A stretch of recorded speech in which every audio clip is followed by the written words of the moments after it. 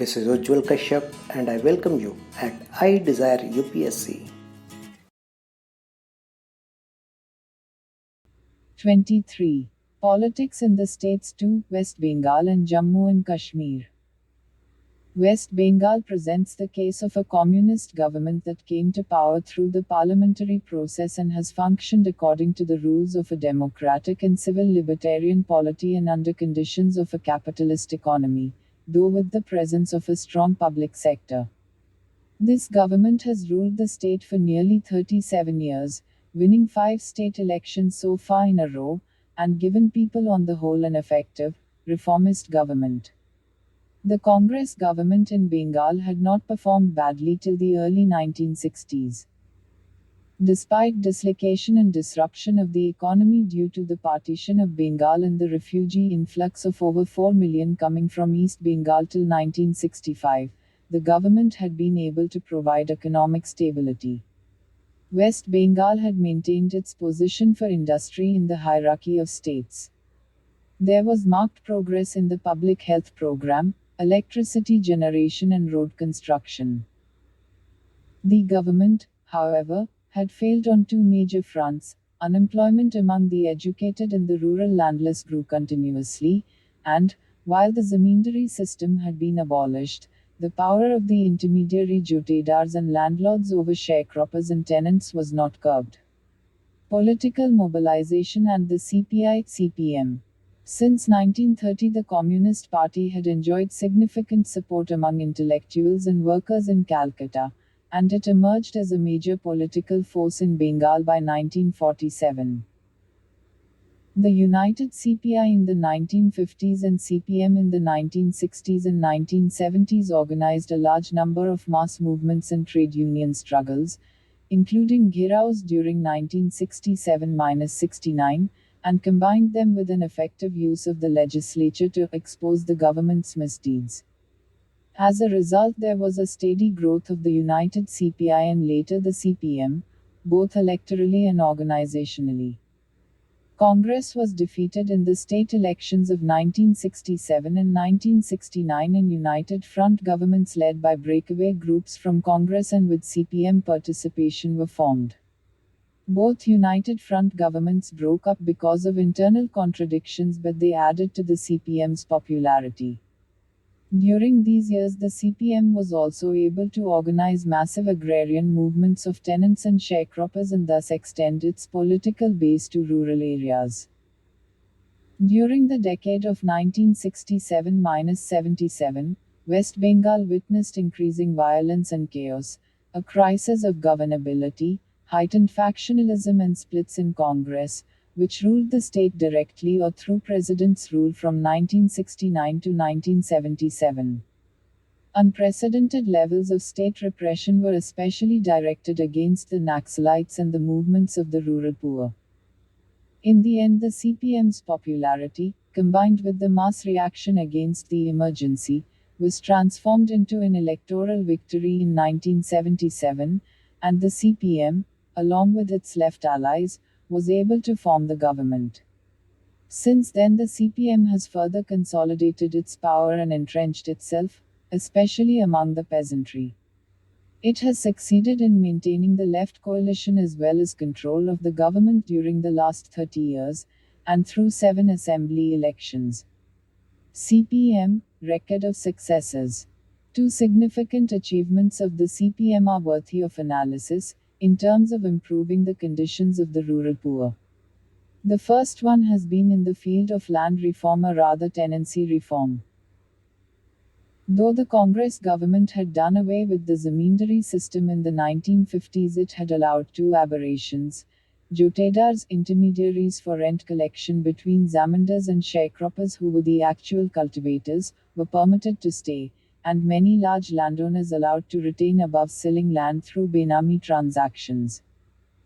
After coming to power, the CPM launched the program called Operation Bagh, which reformed the tenancy system in the interests of the bargadars, sharecroppers, who constituted nearly 25% of the rural households. For decades, sharecroppers had suffered from the 2 ills of 1. Insecurity of tenure, for their tenancy was not registered, though law provided for permanency of tenure, and 2. High, illegal levels of the share of the crops they had to give to jotedars as rent. Through Operation Bagh, which included politicization and mobilization of sharecroppers by the party and peasant organizations, the government secured legal registration of sharecroppers, thus giving them permanent lease of the land they cultivated and security of tenure, and enforced laws regarding the share of the produce they could retain, thus improving their income. The decision to drastically reform the jotedari system in the interests of the sharecroppers but not end it in toto was a brilliant political tactic. Jotedars were of all sizes. The small and middle-sized jotedars were large in number. Moreover, many of them were simultaneously cultivators on their own land as rich and middle peasants. Some of them were petty shopkeepers in villages, or teachers, clerks, chaprasses, etc., in towns and cities. As such, in terms of both socio-political power and electoral clout and the interests of increased agricultural production they mattered, they could not be totally antagonized. Their economic power and income could be limited by reducing their crop share and giving permanency of tenure to sharecroppers, but their rent share and therefore income and ownership of land could not be completely abolished. After all, elections can be won only by a broad coalition, i.e., on the basis of broad-based political support, which would have to include, and at least not permanently and completely alienate, a significant section of rural society, consisting of small jotedars, who also happened to be rich and middle peasants and small shopkeepers. This strata was, moreover, capable of politically influencing and mobilizing a large number of small peasants in the rural and urban lower middle classes. The party therefore treated only the large and absentee landowners as permanent, class enemies. Significantly, reform of the jotedari system provided the incentive to all concerned to increase production. It became a contributory factor in the ushering in of the Green Revolution and multi-cropping, leading to increase in income of both sharecroppers and jotedars. It also enabled those jotedars who were cultivators to concentrate on increasing production. For political and administrative reasons, the CPM government took up the tasks of unearthing Benami above selling land and its distribution to the landless with great caution, spread over several years, lest the rich peasants went over en bloc to the opposition. The government supplemented tenancy and land reform measures with programs for providing cheap credit to sharecroppers and small peasants, saving them in the bargain from the clutches of moneylenders.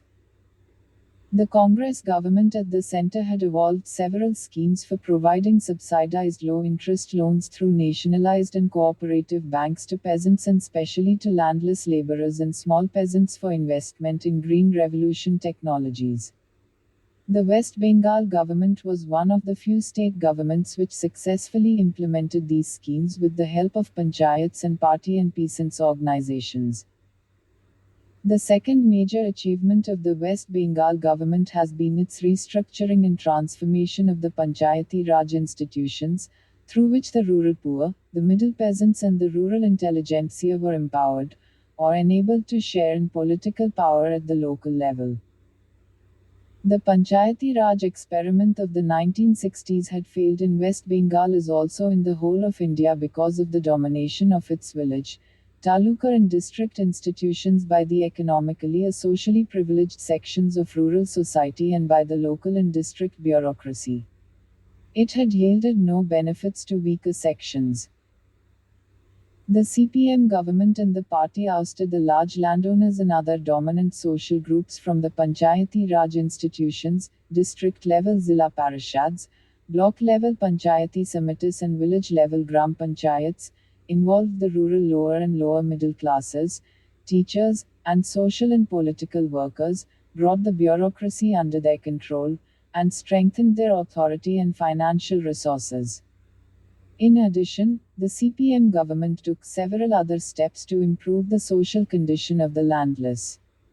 Its record of implementing centrally financed anti-poverty and employment-generating schemes was not unblemished but was better than that of other states. The Food for Work program in particular was implemented effectively to generate jobs for the landless.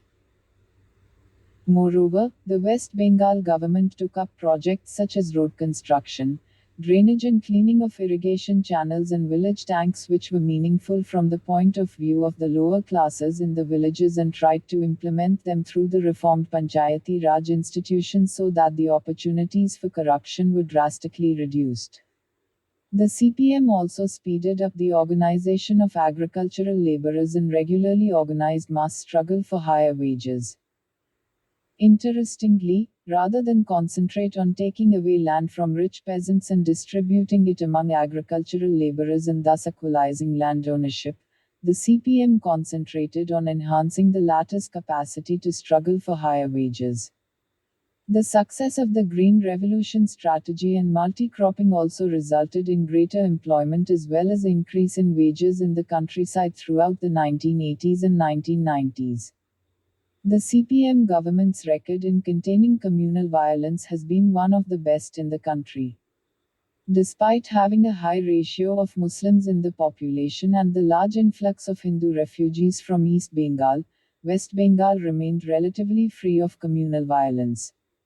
In 1984, it successfully contained the communal fallout of Indira Gandhi's assassination and in December 1992 of the Babri Mosque's demolition.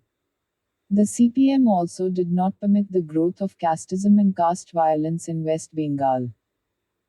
In 1986, the Gorkha National Liberation Front (GNLF) organized, under the leadership of Subhash Ghai, a militant, often violent, agitation in the hill district of Darjeeling in West Bengal around the demand for a separate Gorkha state.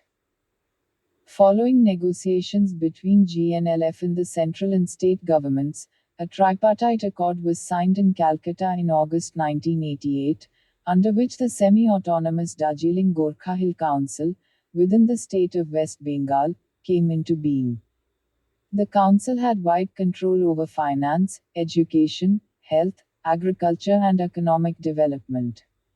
Overall, the CPM has succeeded in giving West Bengal a moderately effective and on the whole non-corrupt, and relatively violence-free government, especially in rural areas. It has also held its alliance with other smaller left parties, i.e., the CPI, the Revolutionary Socialist Party and the Forward Bloc. The worst of poverty and naked oppression by the dominant classes in rural areas has been mitigated in some measure. The CPM has also successfully checked and even reversed the role of the police and lower bureaucracy as the tools of the rural rich and as the oppressors and exploiters of the rural poor. The support of the rural poor is the reason why the party has remained in power in West Bengal for as long as it has. Problem areas. The urban sector and the field of industrial development have emerged as the vulnerable areas of the CPM government. Unlike in the countryside, it has been unable to find suitable structures or forms to work properly the institutions through which civic problems could be solved and the urban people involved in civic affairs. There has been no replica of Panchayati Raj in the cities. Before 1977, the CPM had organized struggles of urban citizens for higher wages and salaries and cheaper urban facilities such as transport. These struggles could obviously not continue for long under a CPM administration. Consequently, the deterioration in urban infrastructural facilities as well as in the quality of life that began under Congress rule has continued under CPM rule in most of West Bengal's towns and cities.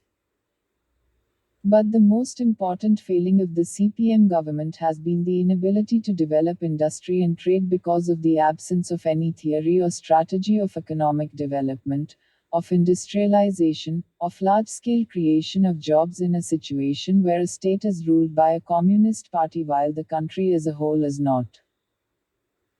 There can be no removal of poverty, or long-term improvement in the living conditions of the mass of rural landless, or large-scale redistribution of wealth, or a meaningful dent in the burgeoning urban and rural unemployment without rapid industrialization and significant overall economic development and the resultant creation of jobs in industry, trade and services. This is particularly true of West Bengal, where the landless and marginal farmers constitute nearly half the rural population who cannot be absorbed on any significant scale in agriculture. But how can this economic development be integrated with the socialist orientation of the government and the ruling party? The CPM did not even undertake to find an answer to this pressing issue, what to speak of taking up the task. Large-scale flight of capital from West Bengal had taken place during 1967-75 as a result of near-total administrative anarchy, ghiraos and bands and labor militancy. After coming to power in 1977, the CPM did try to deal with the problem of capitalist investment in the state in a pragmatic manner. It began to restrain labor militancy, so much so that in a few years West Bengal came to have more industrial peace than most other parts of the country. West Bengal under the CPM displayed one of the best records in the maintenance of law and order. The CPM no longer threatened property owners, on the contrary, the government began offering numerous incentives to capitalists, both Indian and foreign, to invest in West Bengal. But the capitalists did not respond and were not inclined to come back to West Bengal and to make fresh investments there in the field of industrial activity.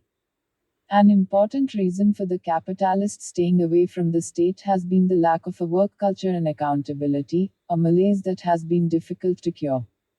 The real problem, however, has been that potential investors are not willing to trust a communist government and a communist party.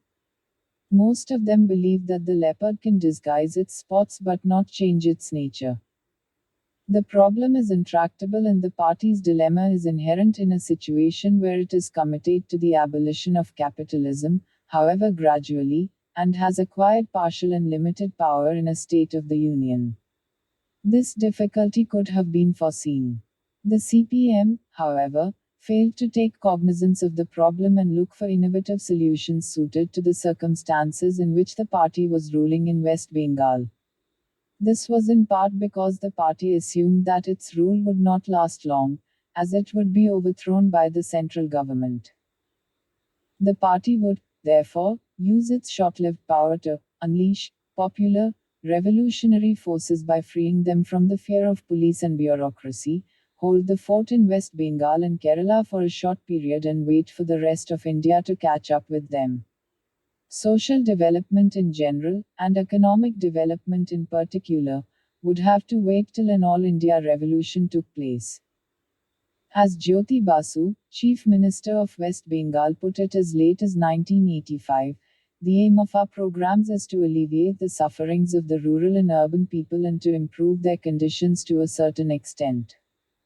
We do not claim anything more, as we are aware that without structural changes in the socio-economic order it is hardly possible to bring about any basic change in the conditions of the people. In other words, social and economic development was not and could not be on the CPM agenda in West Bengal. What the CPM did not foresee was that if, by chance, it continued to rule for decades, then it would have to deal with problems of urban decay, rural poverty, and growing unemployment among the educated youth, both in cities and villages, and the rural landless. All this would require high rates of economic growth under conditions where it would not be possible to rely upon capitalists to undertake the task. The real problem has, therefore, been of the CPM's failing to evolve an alternative strategy of development on the basis of the state and cooperative sectors, aided by small and medium entrepreneurs. That it is not a problem only of West Bengal but of economic development under and by a communist state government is borne out by similar economic stagnation in Kerala. Perhaps, the failure to innovate theoretically and strategically goes further. The CPM has now functioned as a political party within the framework of a democratic polity and a capitalist economic system since 1964. It has held political power in West Bengal continuously since 1977 and off and on in Kerala since 1957. It also no longer looks upon parliamentary democracy as a bourgeois ploy or the Indian constitution as a hoax to be attacked and exposed. Instead, it defends the Constitution, the fundamental rights enshrined in it, and its democratic institutions from attacks by anti-democratic forces.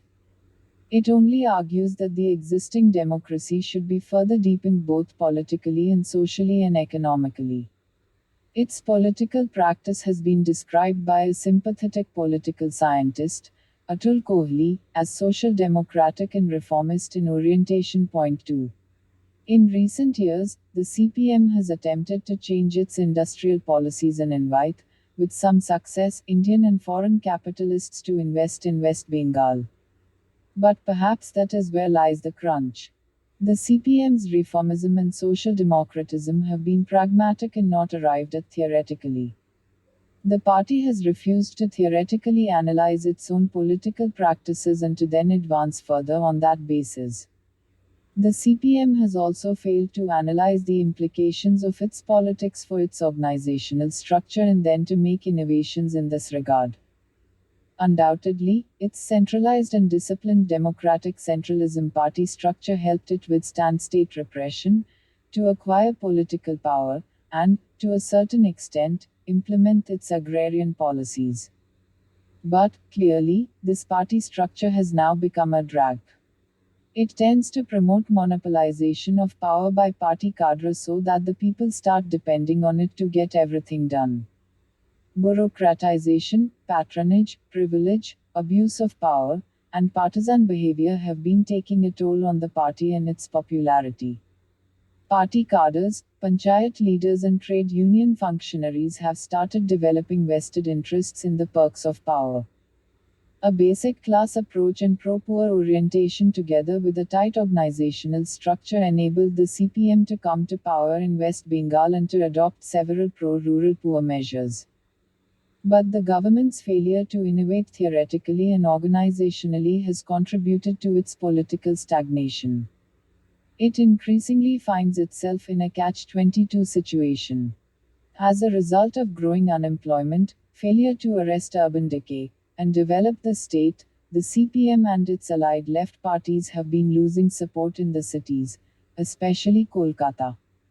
This erosion of support is now spreading to rural areas, where the memory of Operation Bagh, land reform and other ameliorative measures is beginning to recede. For several years the CPM has been winning elections mainly because of the absence of a viable alternative and the continuing loyalty of the poor. But the opposition is being increasingly successful in gradually whittling down its support. The future of the CPM in West Bengal is, of course, not yet foreclosed. With its wide popularity among the common people, especially among the rural poor, and a strong base in loyal and committed party workers and supporters, it has the possibility of making a theoretical and political leap forward. Only time will tell whether it does so or not. But there is no doubt that its future in West Bengal and the rest of India depends on this happening. The Kashmir problem. Kashmir has been an intractable problem so far as Indo-Pak relations are concerned. It has also posed a constant internal problem for India with forces of integration with India and secession from it being in continuous struggle. An overriding factor in the situation is that Kashmir has become over the years a symbol as well as a test of India's secularism. If in 1947 Kashmir had acceded to Pakistan, Indians would have accepted the fact without being upset.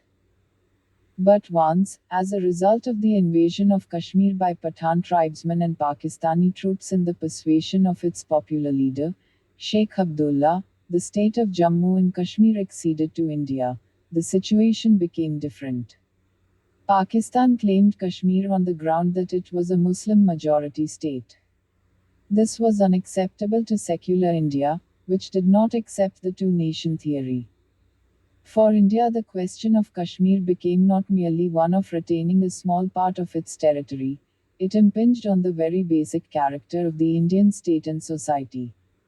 As Nehru and other Indian leaders had seen clearly, separation of Kashmir from India would pose a serious danger to Indian secularism.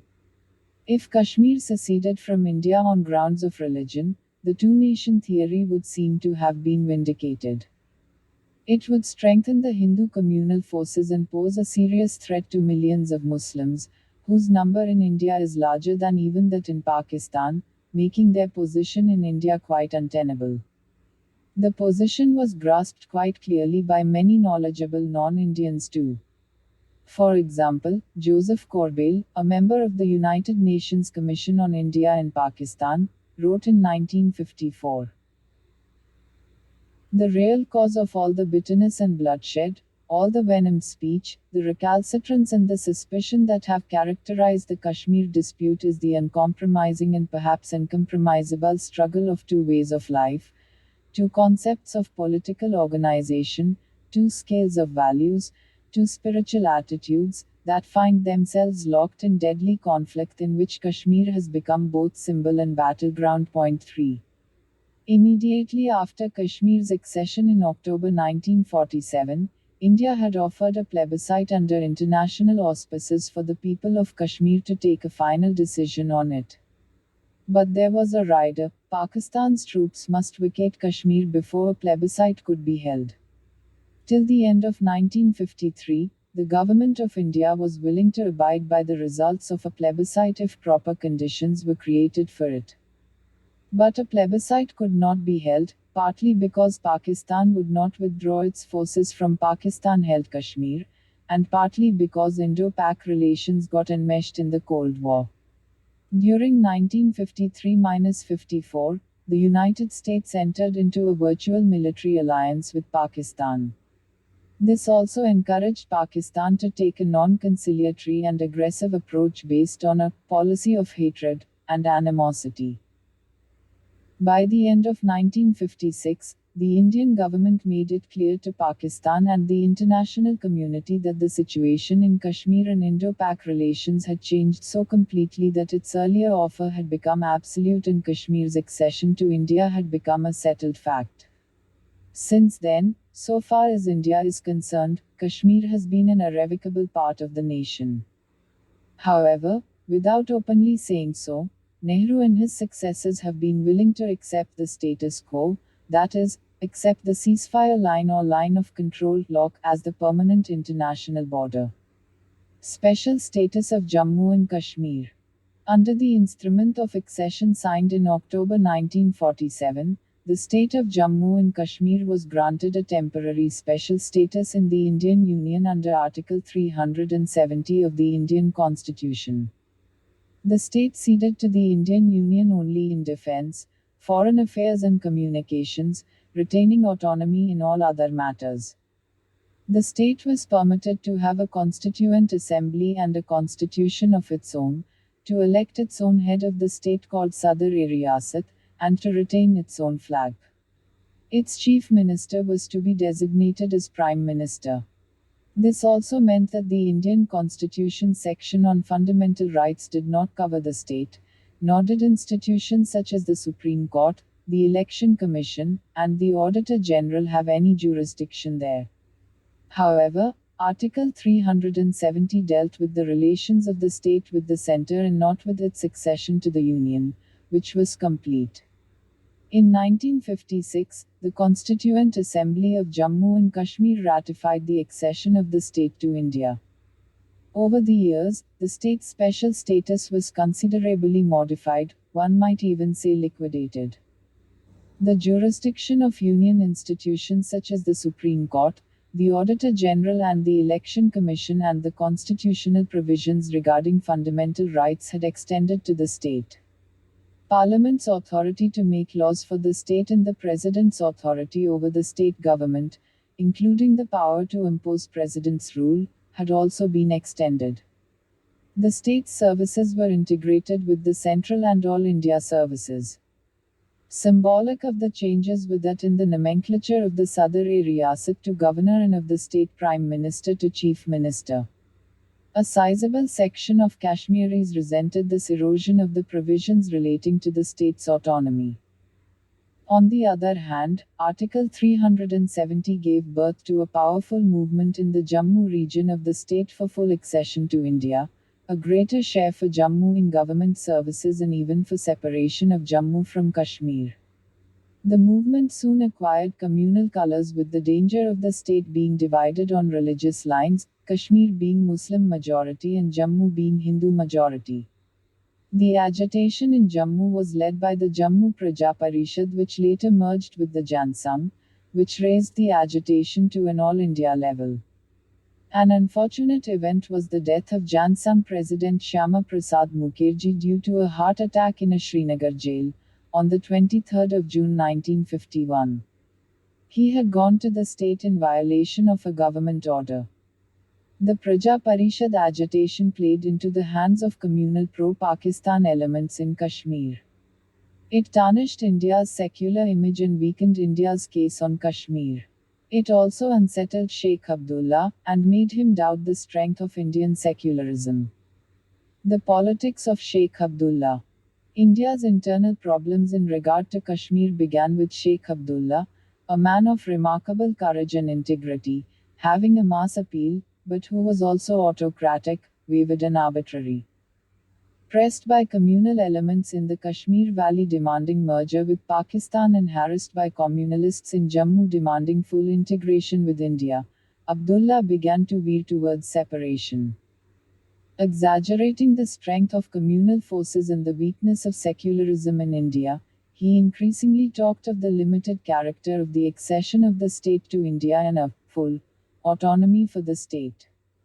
He even hinted at Kashmir's independence to be achieved with the help of the US and other foreign powers. He also began to appeal to communal sentiments among Kashmiri Muslims. Nehru pleaded with him for sanity and restraint, but with little effect. By the middle of July 1953, Abdullah publicly demanded that Kashmir should become independent. The majority of his colleagues in the cabinet and his party opposed his new political position and asked the Sadr-e-Riyasat to dismiss him on charges of corruption, malpractices, disruptionism and dangerous foreign contacts. Abdullah was consequently dismissed and Bakshi Ghulam Muhammad installed as Prime Minister. The new government immediately put Abdullah under arrest. He, however, remained a martyr and a hero for many Kashmiris. Nehru was unhappy with the turn of events but would not interfere with the state government. Abdullah's political career, closely interwoven with that of Kashmir's, had a checkered history from 1953 till his death in 1982.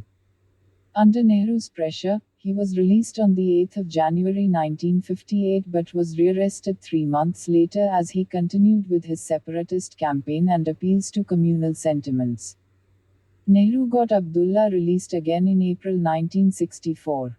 Abdullah, however, continued to claim that Kashmir's accession to India was not final and that he would fight to secure for the state the right of self-determination. But since he was also against the state's merger with Pakistan, he was frontally opposed by pro-Pakistani political groups led by Maulavi Farooq and the Awami Action Committee. Abdullah was put under house arrest and again deprived of his liberty in May 1965. The restrictions on him were removed only in 1968. Bakshi Ghulam Muhammad ruled Jammu and Kashmir with a heavy hand and with large-scale corruption and misuse of patronage and government machinery. He was succeeded by G.M. Sadiq and then by Mir Qasim, who were men of integrity but not effective administrators or skillful politicians. The state government under these leaders never acquired wide popularity, though the pro-Pakistan forces remained weak. The Bangladesh War and the breakup of Pakistan in 1971 had a significant impact on Kashmir. The pro-Pakistani Awami Action Committee and the secessionist plebiscite front suffered a severe political jolt. Abdullah now got into a better frame of mind, did some rethinking and adopted a more conciliatory approach towards the central government. Indira Gandhi, in turn, extended a hand of friendship, lifted all restrictions and opened a dialogue with him. He informally agreed not to raise the question of self-determination or plebiscite and to limit his demands to that of greater autonomy within the Indian Union. Finally, in February 1975, he once again became chief minister and the leader of the National Conference. In the July 1977 midterm poll in the state, he won hands down. His son, Farooq Abdullah, succeeded him as chief minister, on his death in 1982. Farooq Abdullah, Insurgency and Terrorism. Since 1982, the state has either been ruled mostly by Farooq Abdullah or been under president's rule. Farooq won a comfortable majority in the midterm elections in June 1983, but acrimony soon developed between him and the central government. In July 1984, in a coup against Farooq, his brother-in-law, G.M. Shah, split the National Conference. Acting at the behest of the central government, the governor, Jagmohan, dismissed Farooq as chief minister and installed G.M. Shah in his place. G.M. Shah was both corrupt and inept and, as he failed to control communal attacks on Kashmiri Pandits, his government was dismissed in March 1986 and president's rule imposed in the state. Subsequently, Rajiv Gandhi entered into an alliance with Farooq Abdullah for the assembly elections in early 1987.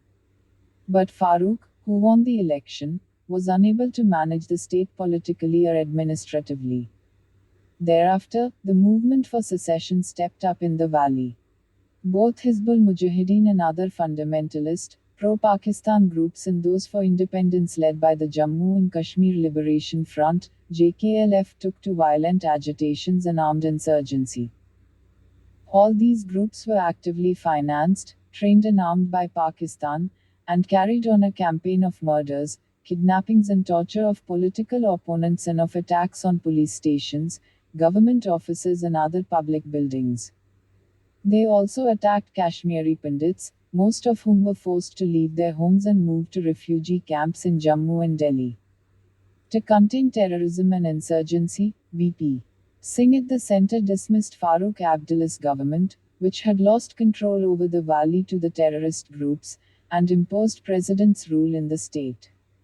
Farooq, however, made another political comeback by winning the long-delayed elections in 1996. In the 2002 state elections, he lost power and the state came to be ruled by an alliance of the People's Democratic Party, headed by Mufti Muhammad Saeed, and the Congress Party.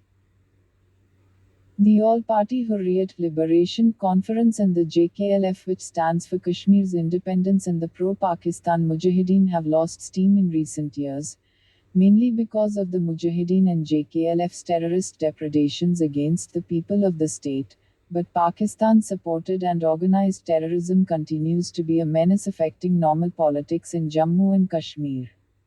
The way out.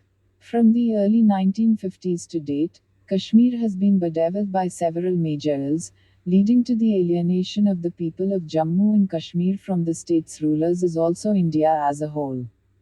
There has been an absence of good and sound administration. The government and its various departments have been mired in corruption and nepotism.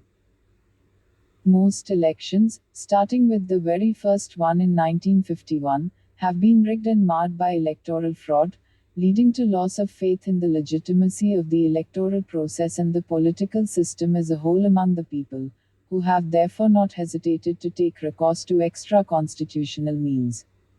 Even otherwise, democracy has functioned quite imperfectly from the beginning, and politics and administration in the state have assumed an authoritarian character. With the passage of time and as Pakistan-sponsored insurgency and terrorism have grown, human rights have taken a beating in Kashmir. A large role for the army in Kashmir has been a necessity in view of Pakistani military threat and subversion, but this has also meant a high cost in terms of the functioning of a civil libertarian polity. Kashmir has also suffered from near perpetual instability, which has often led to, and has often been caused by, repeated central intervention and political manipulation, dismissal of governments and replacement of one set of incompetent and corrupt ministers by another similar set, and imposition of president's rule. As a result, the people of the state have tended to regard centrally supported rulers as puppets and governors as mere agents of the central government.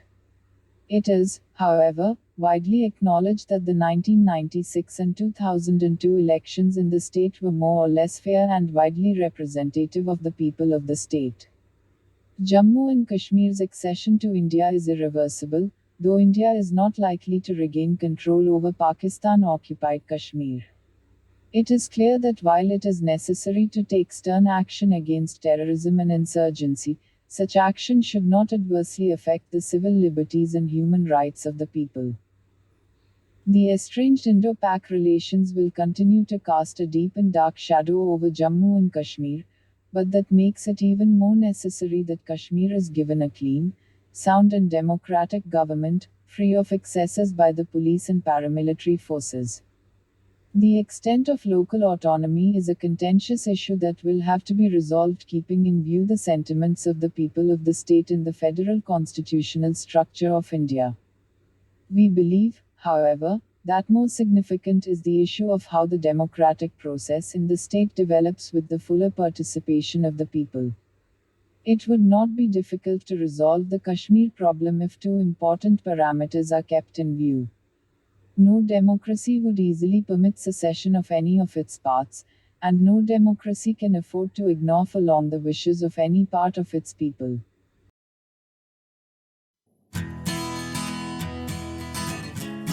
I hope the session was helpful to you. If you want to support us, you can subscribe to our channel, share it with your friends and other learners interested. Catch you in our next session. As of now, thank you. Jai Hind.